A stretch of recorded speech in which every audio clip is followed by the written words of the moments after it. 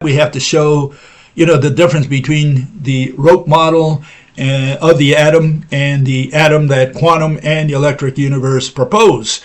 It's a very different type of atom. It's a rational atom versus the irrational model of quantum mechanics. And here's the difference between them. The rope atom is a membrane, a balloon that encapsulates a star. We call it the proton star. And in comparison, the quantum atom is just a little bead that's somewhere around the proton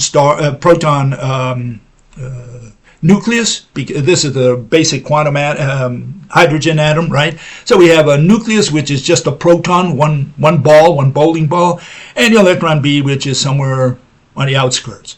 And that electron bead just falls between those two circles, for some reason that nobody knows. And it goes back and forth, and again, we don't know why it doesn't fall all the way to the proton or spontaneously leave the atom altogether.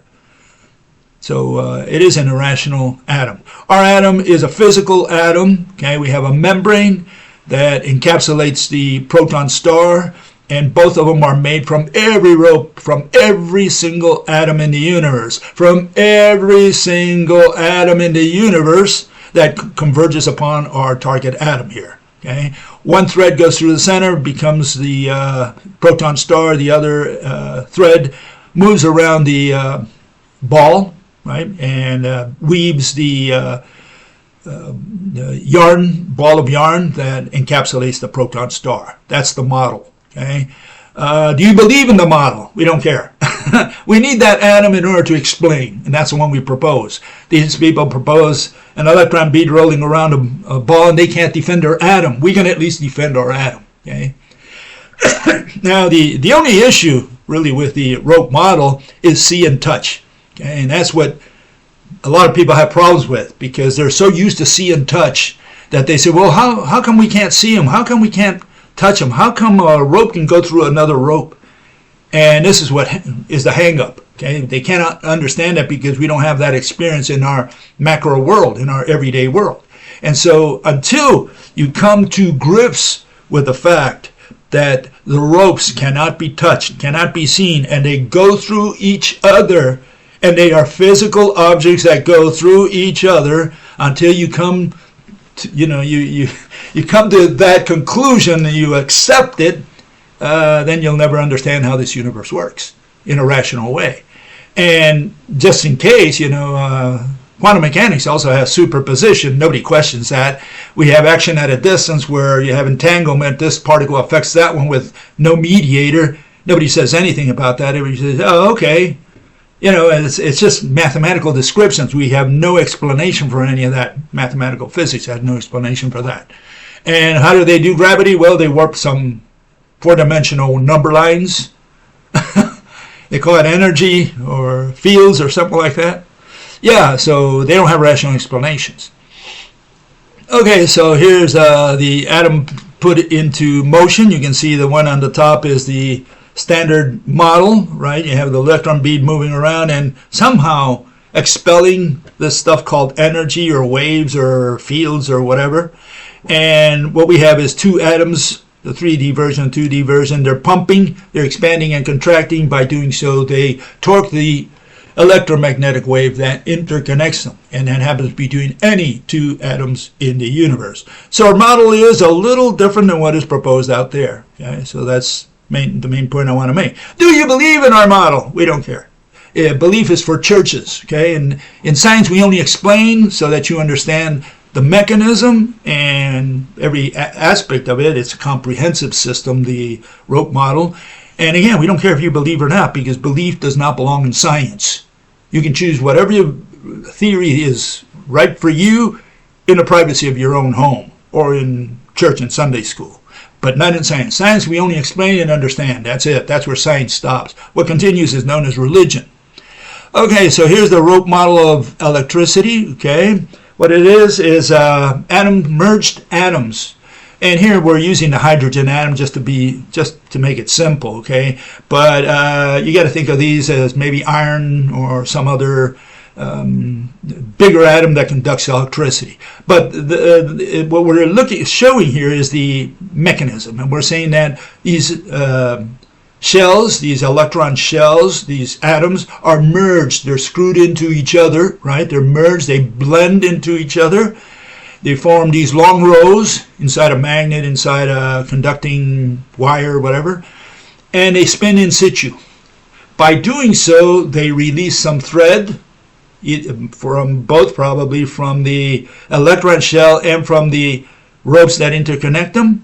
And these threads, the so-called lines of force that Faraday discovered, 150 years ago, these threads, they twirl around at 90 degrees to the direction of electricity. Electricity is the spinning of the electron shells, a whole line of them, and so we can measure that, right? We can see that they're twirling around, and electricity flows in one direction, and the magnetic field made of all these gazillions of threads go at 90 degrees to the flow of electricity.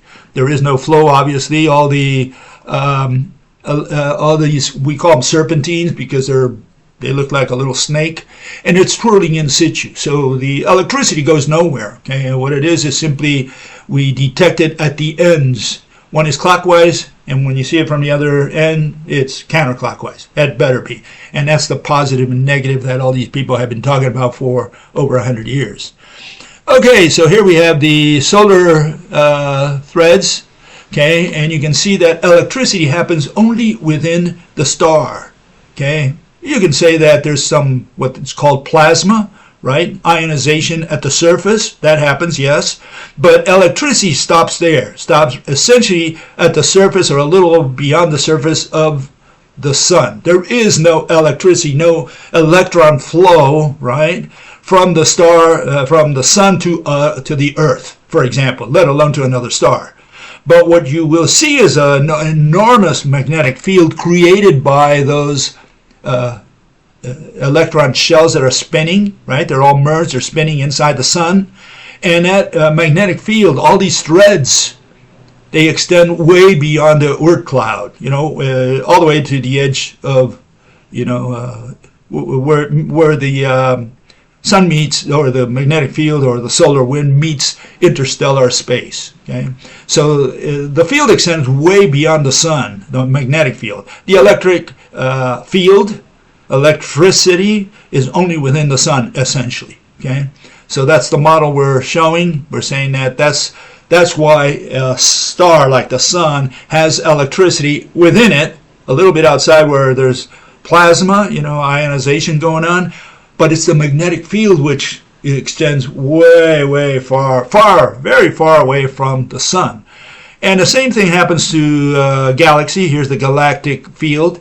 And I was kind there. I was too conservative. The magnetic field stretches way beyond the edge of a galaxy, sometimes all the way to another galaxy. Of course, where the two galaxies, the magnetic fields of the galaxies meet, it's very weak because you have very few threads so far away, unless the two galaxies are very close to each other.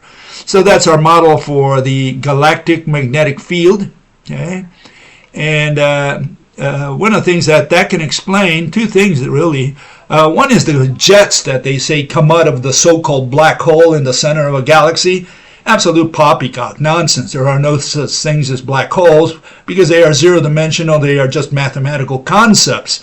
Here we have physical object. We're saying that the magnetic field of the galaxy goes through the center up, in this case, just arbitrarily going upwards, northwards, and coming down to the side, through the sides of the galaxy. By doing so, any star that is in a given region where there's a lot of threads coming down for whatever reason, remember the magnetic field of a galaxy is not completely uniform, just like the one coming out of the sun is not completely uniform.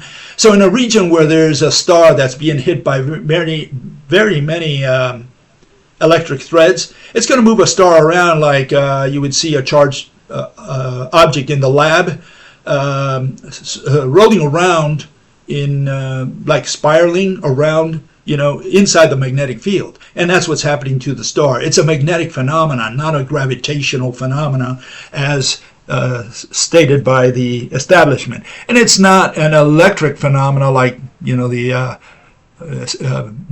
electric universe argues. No, it's a magnetic phenomena. That's our version, okay? And you can see why the jets coming out of the center of the galaxy have nothing to do with black holes or with jets, whatever those are. They think it's a spring throwing particles outwards. So you have this black hole that should be absorbing everything, and somehow it spits all this stuff out. And they were able to reconcile those two notions, I guess through Hawking radiation or who knows what. Okay, so what does a galaxy really look like if we had the eyes of God? Well, you have to think of it as a spider web, okay? A rotating spider web. What is it? That every atom of every star is connected to all other atoms of every other star. So you have this crisscrossing of threads and really ropes in this case, and that helps maintain the integrity of the galaxy, right? And if you superimpose on that the magnetic field, then obviously you see why a star cannot leave the galaxy. The only way that you can have a mixing of stars entering another galaxy if two galaxies somehow come in contact with each other and go through each other, and then you would have maybe something like that happen. But not normally. The galaxy just rotates like a spider web. That's it. Because all atoms in the stars are all connected to each other. Okay, that's the model that we're proposing. And so what are these famous filaments? Filaments, what are they? Let's find out. Okay, here we have an astronaut. He's falling to Earth, and every atom of his body, I didn't draw every atom, by the way, or every rope that connects every atom in his body to every atom of the Earth, but that's what I'm trying to exemplify here. Okay, so we have this astronaut. He's falling to Earth, and all the ropes, at infinity, just to use that word, very far away, all the ropes come together. Okay, and they form a single coaxial. As the astronaut falls to Earth, those same ropes which have been superimposed at infinity now suddenly, fan out. And you can see why, because of that, we have an acceleration, because more and more ropes participate in this phenomenon. And we call that acceleration of gravity. Okay? That's what's happening with gravity. So we have an explanation for that. And here now you can see, yes, the filaments, okay? All stars, in this case, right? All stars are connected to all other stars through these ropes that connect every atom from one star to every atom of another star. So those filaments are really the coaxial through which gazillions of stars come together and form, that single white line that you see there. Okay, so that's our model, and we don't need mathematical concepts such as field or energy or mass to explain this. We need objects, and we're saying all these are objects. Mother Nature, Father Universe, they don't know what math is. They don't deal with math. They move atoms every day, every second of the day from one location to another. That's their job. They use objects. The whole universe is run with objects, with things. You can't run the universe without things. And these people are running it with concepts. They're saying, oh, it's the field over here, the energy over there, the wave over there. They have all these concepts, the singularities and who knows what else. That's the problem. The problem is language, partly because they created this mathematical language, which they introduced into physics and called what they do physics. When they don't do physics, they do descriptions. Physics is explanations, mechanisms, causes. And that's one issue. And the other one is that, they, to this day, not a single mathematician can explain to you how this universe works at the micro or the macro level. Why can't they? Because they're using concepts which are founded on irrational objects. They have waves, which are irrational objects, not an object. It's a concept. But they think it's an object, and they say, oh, we're going to move the wave. And then they move the field. What is a field? Value at each point in space. That's what a field is. That's how it's defined. And they start shaking these fields. They say, oh, we're going to shake the field. We're going to make it vibrate. We have these excited fields. And then they say, oh, that moves the charges. So we have fields moving charges. We have number. If a field is a number and charge is a number, we have numbers pushing numbers. That's what we have. And so they don't have a physical interpretation for anything. They don't understand anything, but they keep doing their math, and they're saying, why don't we understand all this stuff? Why does it have any meaning? It's not called meaning. It's called physical interpretation. That's what we call it in physics.